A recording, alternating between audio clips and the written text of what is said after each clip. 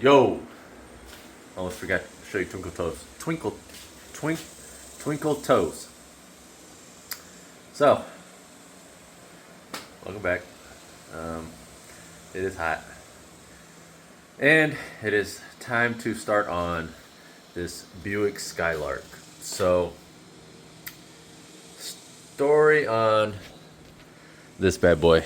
It is a 70 or 71. They're the same, 70 through 72. But it is a convertible Skylark.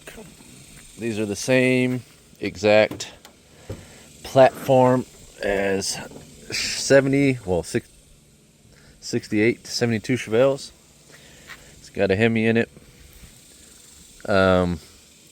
This guy brought it to me. He's actually a local guy. And I haven't had a customer in a hot minute. But he brought it to me. He's had it for 8 years. He's never driven it. He hasn't had an engine in it running. He took it to one guy, and that guy had it for some years, and all that guy did was pull the old engine out of it and just sold that engine and then disappeared, and he got the car back. And then he took it to another guy for 3 years, and all they did was set this engine and transmission in there and did some funky wiring stuff that we're gonna get into, and that was it. And then he said that guy got sick or something. Him and his son couldn't finish it. Something. Poor guy, man. Just given the runaround, and all he wants is he just wants to drive the car. So luckily he came to the right spot. He said he heard this engine run and stuff. So fingers crossed it still does. We got some issues though. So when they installed it, they didn't put a transmission mount on the back of the transmission. They just laid it on the cross member. So we got an issue right now of where the cap is all squished up against the firewall and can't move it. So I'm gonna have to jack up the back of the transmission just for it to lean the engine forward. We got the motor mount bolts. Technically, I mean, you can put them in whichever way you want, but usually the head of the bolt is on this side, and usually the end of the bolt is on the other side. But there's no nuts on it, so it's not actually secured. Transmission isn't secured. I got to put the fuel pump in it. Luckily, the rod is in right there. Fuel pump rod. So if you're new to just classic cars in general, this is a small block Chevy 350, or it should be. Mechanical fuel pumps. That's how they work. There's a rod right there, and that rod goes up and down on a lobe on the front of the camshaft, and that's what pushes it down.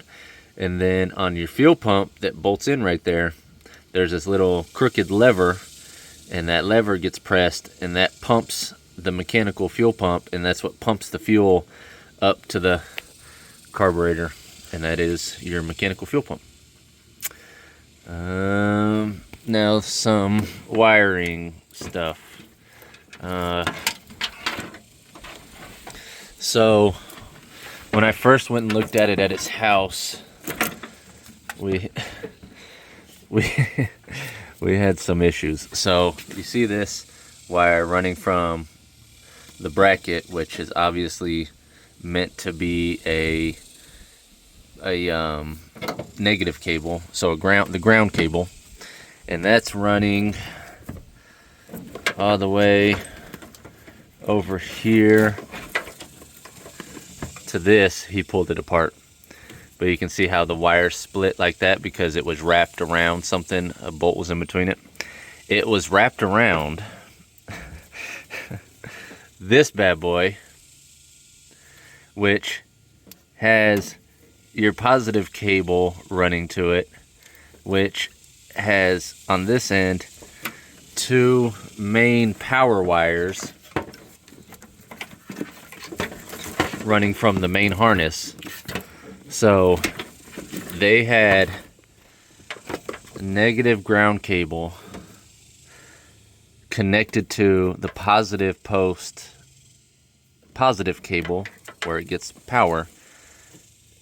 And to be honest with you, I don't know how this car didn't burn down, because that's insane. I've never seen that before. So yeah, so I'm just deleting this whole bad boy.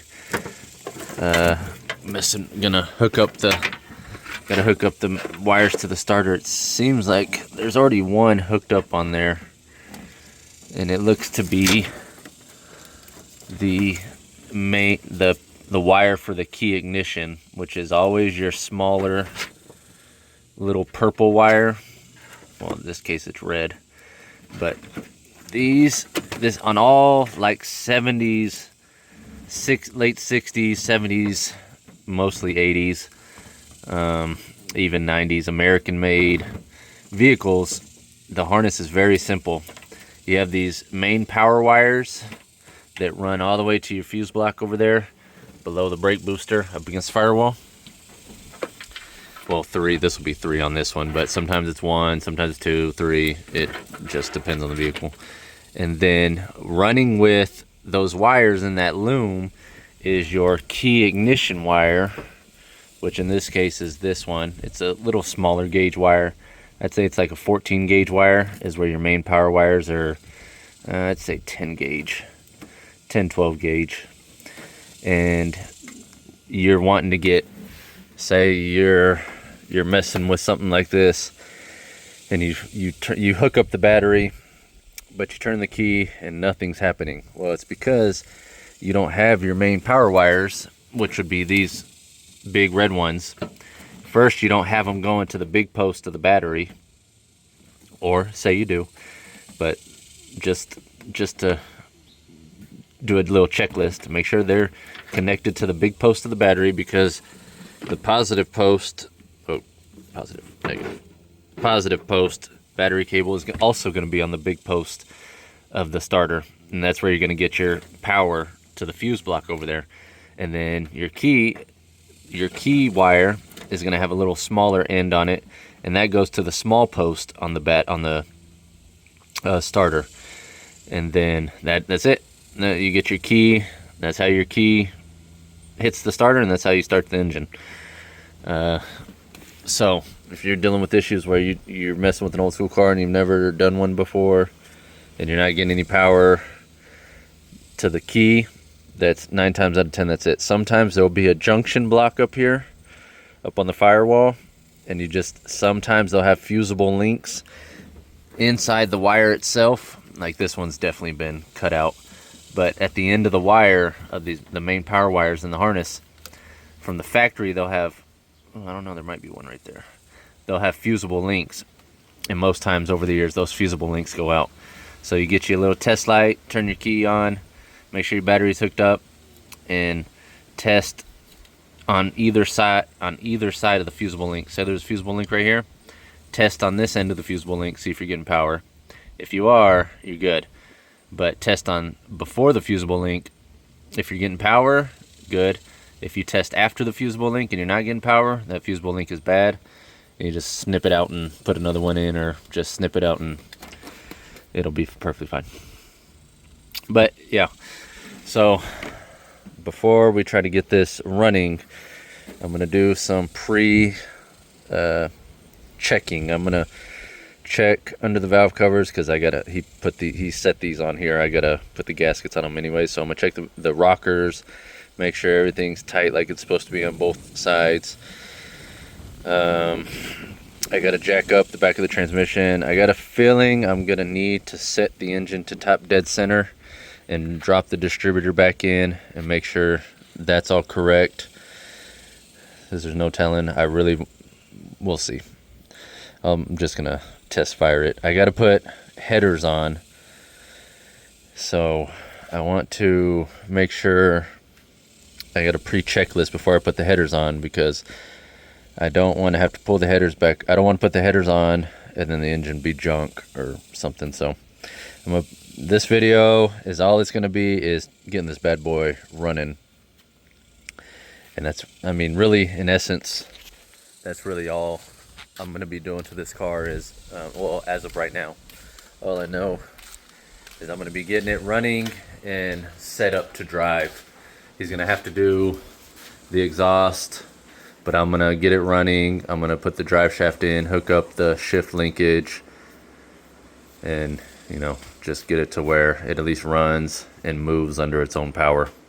But let me get to starting on all that. I got to jack up the car, jack up the back of the transmission, and then just go from there.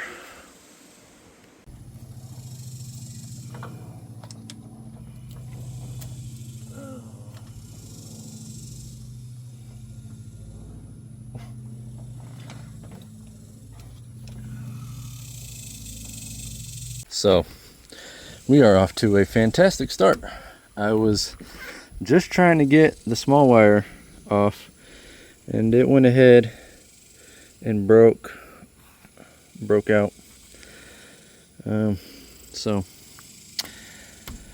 I hadn't even done anything yet. I took the distributor cap off. That's all I've done. And then so okay, gonna need a new starter, but I can still continue. Again, I'm gonna so the distributor's set in there pretty well. You can see how it was pressed up against the firewall for so long, the cap. You see that metal, and so hopefully the cap isn't all cracked. I really didn't even check. But the distributor is tightened in there, so I would assume it's not, it doesn't need to be removed and reset. I assume it's timed and everything already, because the owner said he heard this engine run before it was in the car. So I assume, I'd like to assume, but based off what I'm seeing, we're it's not looking too great. But I'm gonna assume that the distributor cap is set and everything, and they did it when it was running outside of the car, and they left it alone, and they just put the engine and transmission in with the cap off, and then just smashed the cap on there. But I'm gonna do headers. This manifold's already off, that manifold isn't, so I gotta take that manifold off, take spark plugs out, put the headers on. It'd be easier to do that anyways with the starter out, so it's kind of not too much of a bad thing, but I wasn't looking to have to tell the guy he needed a new starter. That's just how she blows, like her mom. But and I got to run the transmission lines, so I need the header in so that I can figure out my wiring, because this wiring is going to go back behind where it should have been in the first place, under the back of the distributor and the big old space right there, and then run down and then hook up to the battery or the starter and whatnot. But I gotta clean up this mess before I can even attempt to put the header on.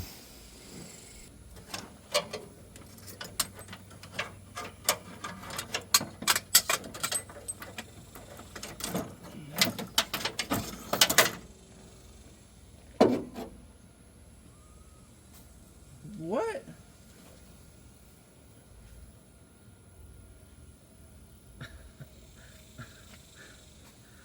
Look at how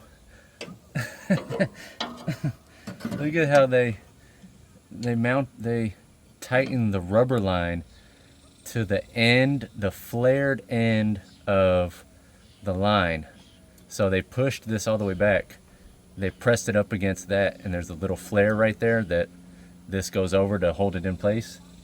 And they just ran the rubber line over that and tightened it to that. Like right there. What? Oh boy.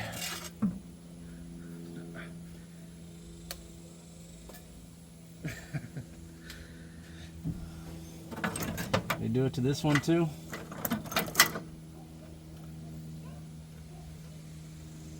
No. Oh, they did. Hold on.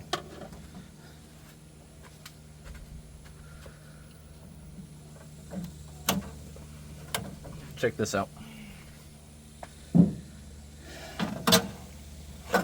They did it to this one too.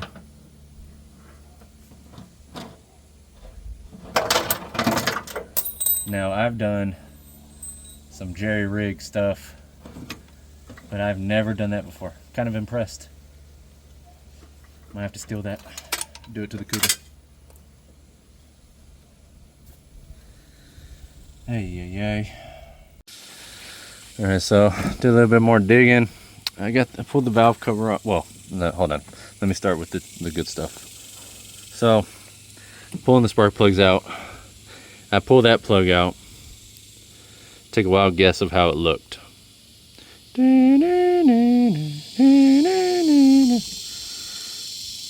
Behind door number 1.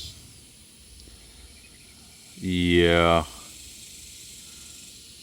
So, that's not good.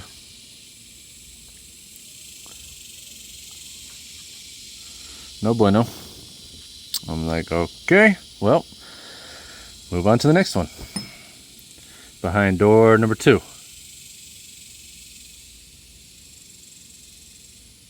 It'll buff out.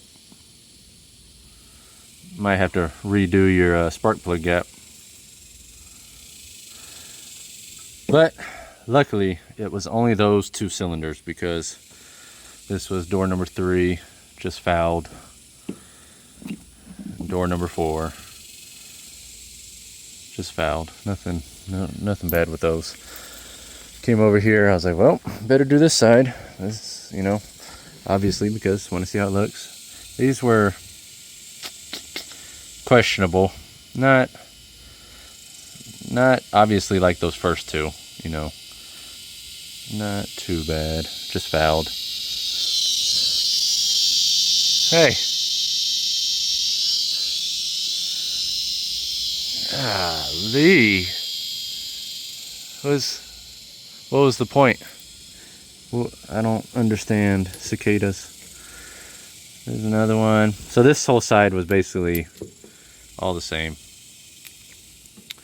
Just used, fouled. They even smell old. So what I did was I grabbed my PB blaster. Oh, I thought, okay, never mind. I thought I had a trash can in here. But I grabbed my PB blaster. I shot it down each spark plug hole. You really want to throw some transmission fluid in there too. I was going to turn it over, and then I saw that it has the little, it's probably like 5/8 bolt, and I don't want to take the chance of trying to turn it over with the socket and a wrench and snapping that bolt. So I'm going to wait till I get a starter on it, and I'm going to do what most of the internet people tell you not to do, and I'm going to turn it over with the starter, because if it's junk, it's junk. It's not gonna matter either way. But that's about as far as I'm going to take it until I get to that, because I don't want to be putting everything on this engine if I ultimately have to just take it right back off. But this valve cover, I pulled it off, and everything was good under here. No rust, nothing broken. These are a little, they have their play, but that's just because they're on different strokes. So some of them are gonna have play, unlike this one. This one's actually compressed, so it's not gonna have play. So, but if I get it running, I'm gonna check that anyways with the valve cover off and get shot in the eye with oil. So that's it for today. Of course, we are not off to a good start. It is not looking too hot for the convertible Skylark. So I'm gonna talk to the owner. I'm gonna ask him what he wants to do. It's just those 2 cylinders. So I'm thinking, that's the one that worries me, because that means the inside of that cylinder looks exactly like that spark plug, which means, so if this is an LS, I'm running it. I'm sending that bad boy to 7,000 RPMs and I am clearing that cylinder out. Thank you, Mom. But not my LS, not my car, not my 350. So I'm gonna send some pictures to the owner and see what he wants to do. If he wants to attempt to run it, I will continue. We'll have to do starter headers, spark plug wires, spark plug wires, put the fuel pump in, check for spark. If we got spark, dump some gas in it and see what she does. But that'll be a couple days from now. So I'll see y'all by the time this video comes out. Hope y'all had a good 4th of July. I'll see you then. Well, welcome back. Well, you've been here, hopefully. Welcome back for me. It's a couple more days later. Happy 4th of July. Hope you had a happy 4th of July. Hope you didn't do nothing too crazy. If you did, I'm glad you're here. Glad you made it through it. So today I want to do headers and fuel pump. Well, no, I can't. I just took this out, looked at it, and was like, oh, hope we have bolts. And we do have the bolts to mount it. But I have to go, now I need to take it to the parts store and get this fitting. So instead, I'm going to chop, well, maybe just, yeah, I'm gonna try and just bend those transmission lines. Try and bend them towards the car, because it's easier to mess with get those lines hooked up and ready to run to the transcooler while the header's out of the way, because the header's gonna be directly in the way. So I'll do that and put the headers on. And then I'm gonna have to go get a fitting. Well, did it? No, it didn't come with one.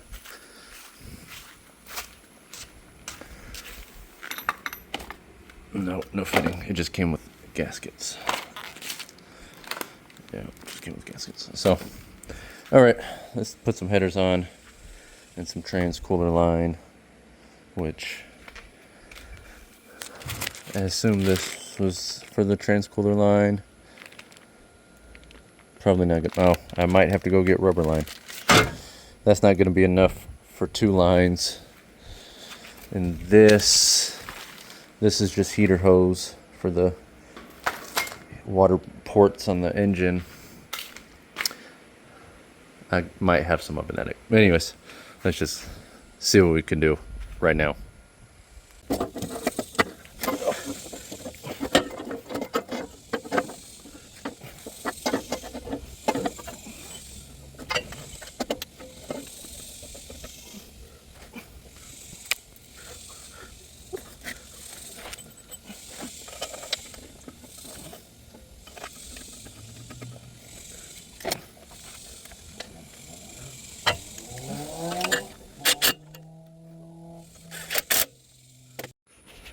All right, so it has been a couple more days since I put the starter in.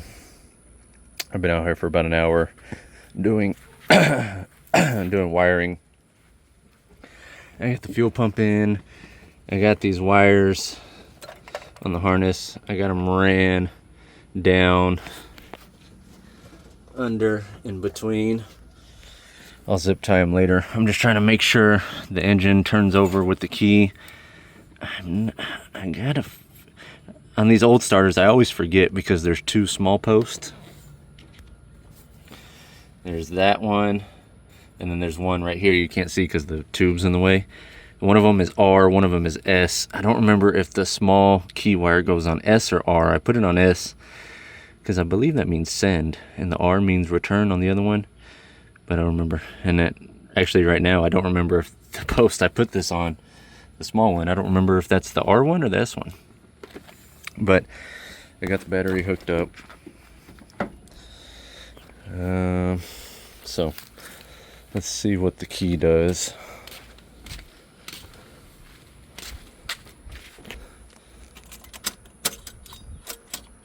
Nothing. I think I got it on the wrong one. So let me take that off, test it, make sure I got it on the right one. Ay, ay, ay, ay, ay, ay, ay. So,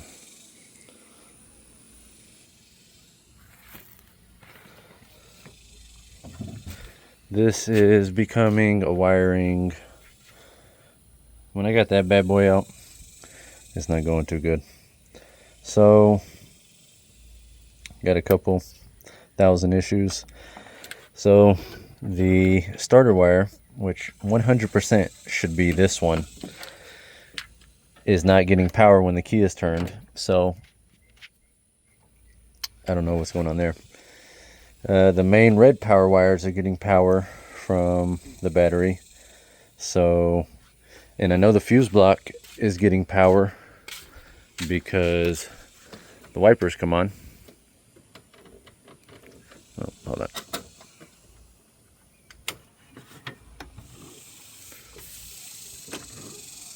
So, I know that's getting power. None of the fuses under there are bad, but I assume it has a bad ignition switch because while bending like the Exorcist in here, I found this push button, which there it is. So I'm not the greatest wirer, but yeah, we got this going on under here, and they have this push button wired to this relay, and then I know black is negative. I assume blue is negative, and then they have it running. That's what I have out there hooked up to the negative post of the battery.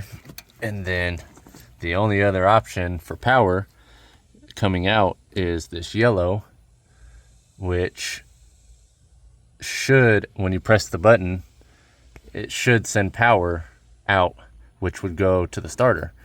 But I'm not getting anything. So I'm going to take this out completely, and I'm going to rewire that push button, because all it is you get power going to one side of the push button, and then you get power going out. That's all this does. I used to hook up push buttons on my old school cars all the time. So the wiring doesn't. It's the good old Zong Tong that your mom gives me every Saturday night. But it was clicking earlier. Now it's not clicking anymore. I wouldn't be surprised if it's just no good.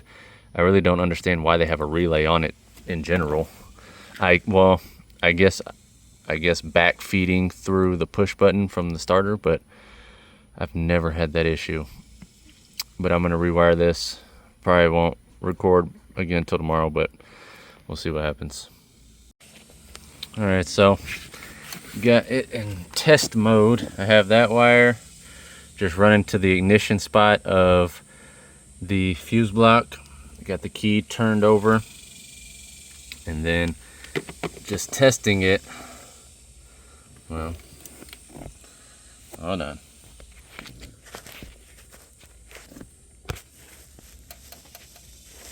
No. No. Come on. Stay with me.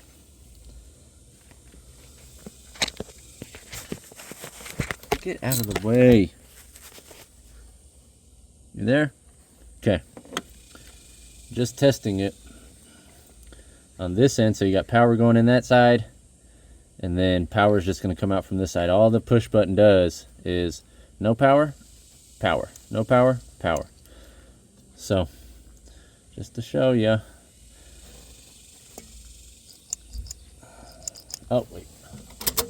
Key wasn't on. So there we go. That's simple.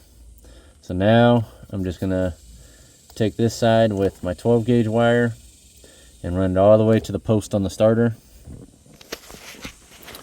and I will be able to turn the engine over, hopefully. My luck, something will break, but let's see what that does. All right, so I got it hooked up, old battery of that bad boy. We're reading 13 basically, and it's about to hit 13.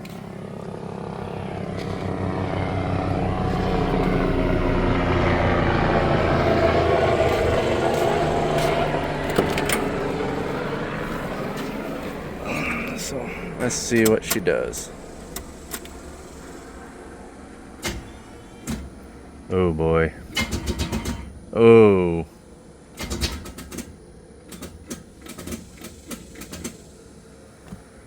Oh, buddy. I hope this engine isn't locked up.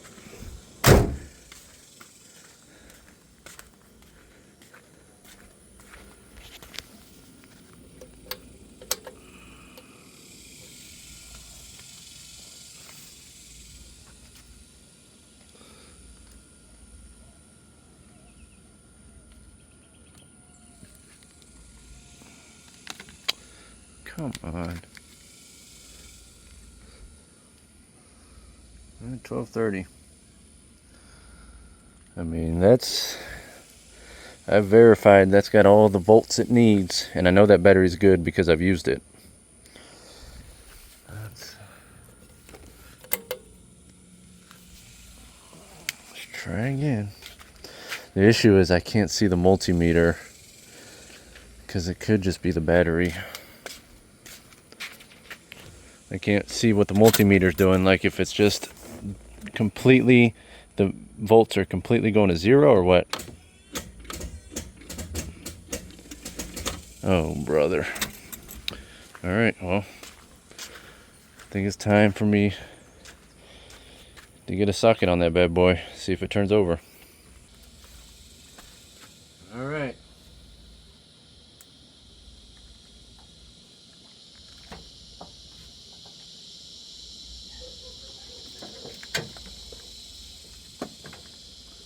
Moment of truth. I really hope this bolt doesn't break. It's a little 5/8 bolt. Let me try it by hand first. Oof. Oh, buddy. Yeah, I think this bad boy's done. Now, I'm not saying I'm super strong, but there's no plugs in it. None of the belts are on. It should at least budge.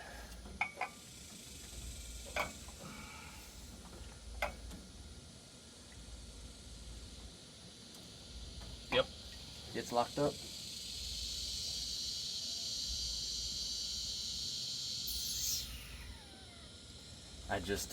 This bolt is way too small. I can't. If I really try to pry on it, it's just gonna snap.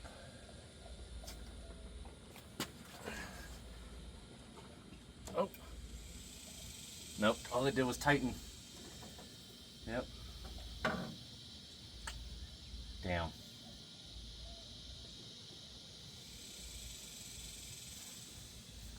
And I feel bad for this dude because he's had this car for 8 years. He saw this engine run. And it's going to take another engine for it to run.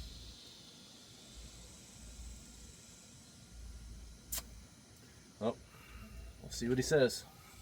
Well, as far as like what he wants to do next.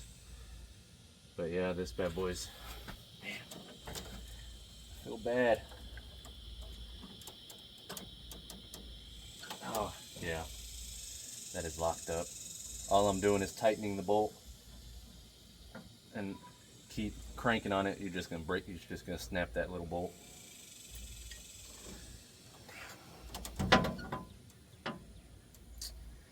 All right, let's see what he says.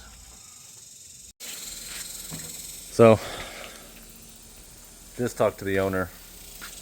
I don't know. I gave him options. I told him, you know, what the easiest and cheapest route would be, which of course would be find another 350 or 305, 327. He wants something with some power. So I tried to explain to him. He said he wanted something with like 400 horsepower. I explained to him what you're looking at God, these mosquitoes are. I even got spray on, and these bad boys are tearing me up. I told them for an old school small block Chevy, you're looking at a stroker motor, of course, or a crate motor, and I was like, you know, those are thousands. I was like, by the time you spend all the money on that, and then the parts, the putting it together and whatnot, intake, blah blah blah, because you're not going to put the intake that's on this engine on a stroker motor because it would just choke it. You're practically at a full blown my cheap LS swap, but with paying labor, you're not. So we talked about that for a good minute. I told him, you know, what total would be for an LS swap, which it's hard to say because it's the variables of how you want it to look under the hood. If you want car intake, or if you don't care, so you run the truck intake, car accessories, truck accessories, what fits, what doesn't fit. And then you got the fuel pump, and then you got the fuel. There's so many different variables. That's why when if y'all contact me about doing LS swaps, my prices aren't the same all across the board because there's just too many variables. So as of now, the Skylark is just a sitting duck. What's up, G? So, man, that sucks. I bet that cylinder that spark plug came out of, I bet that thing is absolutely up to here above the piston with rust. But it sucks because the people he got this engine from, he said he saw the engine run, but he thinks they did the old swapperoo on him. Showed him a good engine, but gave him a junk engine so that they could keep the good engine. Man, I feel bad for him. But appreciate you watching. Luke says, "Up, bro." I don't know. Maybe we'll see more of the Skylark. We'll see what happens. Either way, it's getting a new engine if you see more of it. So appreciate you watching. Like, subscribe, comment. I sent out draft for shirts, so we should hear about that within the week.